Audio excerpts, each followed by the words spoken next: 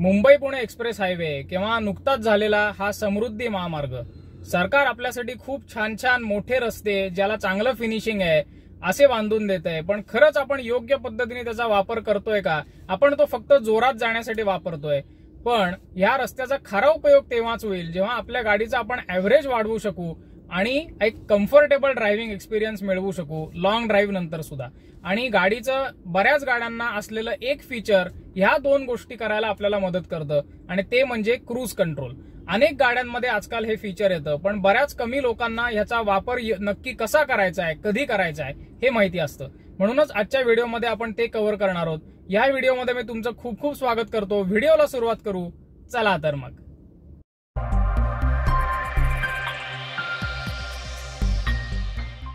मित्रांनो, आता आपण मारुतीच्या ग्रँड विटारा गाडीमध्ये बसलेलो आहोत आणि ह्या गाडीला ते फीचर येतं आणि त्याचा सिम्बॉल जो असतो तो हा असतो. आता तुमच्या गाडीमध्ये कदाचित हा जो पूर्ण पॅनल आहे हा क्रूज कंट्रोलचा ह्या गाडीमध्ये आहे.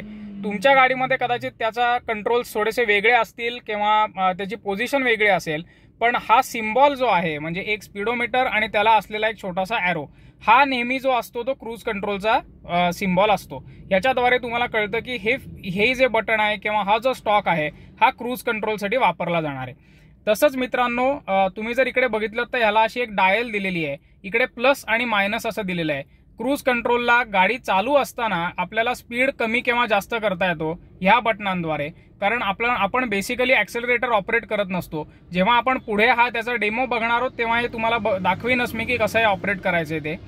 सो मायनसनी स्पीड कमी होतो, प्लसनी वाढतो. आणि सेट नावाचं जे बटन असतं ते नेहमी क्रूज कंट्रोल चालू करण्यासाठी दिलेलं असतं. तर मित्रांनो, आता आपण बघू की क्रूज कंट्रोल आपल्याला वापरायचंय कसं.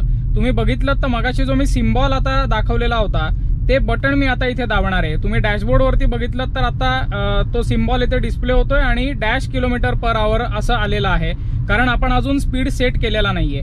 तुम्ही आपलं स्पीडोमीटर जर बघितला तर आता 50च्या स्पीडला गाडी चाललेली आहे. तर आता मला जेव्हा क्रूज कंट्रोल चालू करायचं आहे तेव्हा मी बेसिकली काय करणार आहे की हे सेटचं जे बटन मी तुम्हाला मगाशी दाखवलं ते खालती करणार आहे. आता तुम्ही बघितलं तर 56 किलोमीटरच्या म्हणजे 56च्या स्पीडला क्रूज कंट्रोल सेट झालेला आहे. आता तुम्ही बघू शकता की चढ आहे तरी सुद्धा गाडी पॉवर लावतीये. माझा तुम्ही पाय बघा मित्रांनो, पूर्णपणे मी ऍक्सेलरेटरवरनं काढलेला आहे. म्हणजे आता बेसिकली गाडी स्वतः ऍक्सेलरेटर कंट्रोल करते. आपली गाडी ऑटोमॅटिक आहे, त्यामुळे ऑटोमॅटिक गाडीमध्ये तर चढ आला तरी सुद्धा गाडी आदला गिअर सिलेक्ट करते किंवा उतारावरती खूप जर जास्त स्पीड वाटायला लागला तरी सुद्धा आदला गिअर सिलेक्ट करते, जेणेकरून क्रूज कंट्रोल खूप छान पद्धतीने ऑटोमॅटिक गाडीमध्ये तुम्हाला वापरता येतं. आजकाल बऱ्याचशा मॅन्युअल गाड्यांमध्ये सुद्धा हे येतं, पण तुम्हाला बेस्ट रिझल्ट जो आहे मित्रांनो तो ऑटोमॅटिक गाडीमध्येच त्याचा मिळेल. तुम्ही बघा, कॉन्स्टंटली कसाही रस्ता आता चालू असला तरी 56 किलोमीटर्स पर आवरला म्हणजे 56च्या स्पीडला गाडी चालू आहे. आता कॅन्सल करायला फक्त आपल्याला ब्रेक दाबायचा मित्रांनो. जसं मी हे कॅन्सल करतो तसं क्रूज कंट्रोल आपोआप बंद होतं, कारण बऱ्याच लोकांना असं वाटतं की अरे आता गाडी चालू तर झालेली आहे पण आता बंद कशी करायची.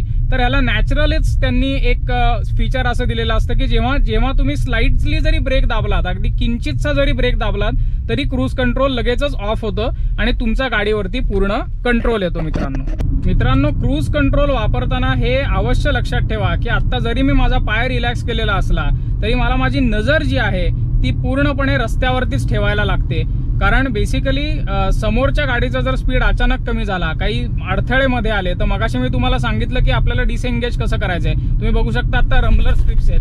तर आता मी जर क्रूज कंट्रोल तसंच चालू ठेवलं असतं तर 60च्या स्पीडनी गाडी चालू राहिली असती आणि त्या रमलर स्ट्रिप्सवरती गाडीचा कंट्रोल जाण्याची शक्यता होती.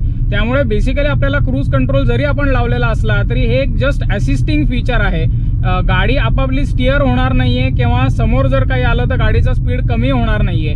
फक्त काही गाड्यांना मित्रांनो आजकाल अडॅप्टिव्ह क्रूज कंट्रोल येतं, म्हणजे जेणेकरून समोरच्या गाडीचा स्पीड जर तुमच्या गाडीच्या स्पीडपेक्षा कमी असेल तर क्रूज कंट्रोल स्पीड आपोआप कमी करतं. पण तरी सुद्धा तुमच्या गाडीला ते फीचर असलं तरी सुद्धा क्रूज कंट्रोल जरी लावलं तरी तुमची नजर, तुमचे डोळे, तुमचं लक्ष कायम रस्त्यावरतीच पाहिजे, कारण नाहीतर गंभीर अपघात ह्याच फीचरमुळे होऊ शकतात मित्रांनो. तर मंडळी, आता आपण बघितलं की क्रूज कंट्रोल कसं वापरायचं आहे. त्याच्यानंतरची जी महत्वाची सेफ्टीची टिप मी दिली ती सुद्धा कायम लक्षात ठेवा मित्रांनो.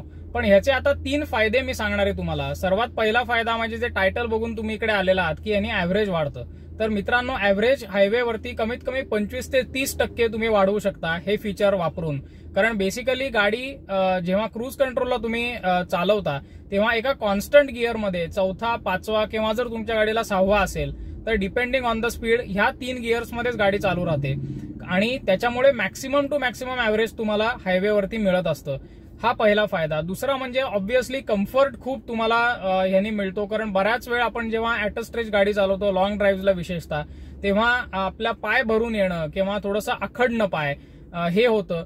तर एक कम्फर्ट तुम्ही थोडासा मध्ये रिलॅक्स करू शकता, पाय तुम्ही हलवू शकता आणि थोडंसं एक काम तुमचं कमी होतं ऍक्सिलेटर ऑपरेट करण्याचा. हा दुसरा फायदा.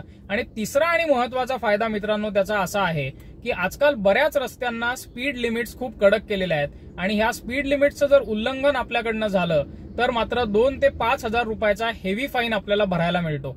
आणि बेसिकली आजकालच्या गाड्यांची पॉवर इतकी वाढलेली आहे की तुम्ही कधी ती स्पीड लिमिट ओलांडून जाल हे तुम्हाला सुद्धा कळणार नाही.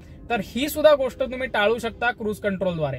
म्हणजे जेव्हा एखाद्या समृद्धी महामार्गासारखा रस्त्यावरती तुम्ही जाताय जिथे 120 ची स्पीड लिमिट आहे तर तुम्ही कम्फर्टेबली 100च्या स्पीडला तुम्ही क्रूज कंट्रोल लॉक करू शकता.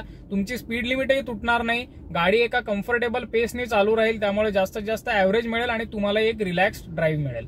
तर आपल्या गाडीमध्ये ह्या फीचरचा नक्की तुम्ही वापर करून बघा. मी जो डेमो दाखवलेला आहे त्याच्यानंतर तुम्हाला समजलेलं असेल की हे कसं वापरायचंय.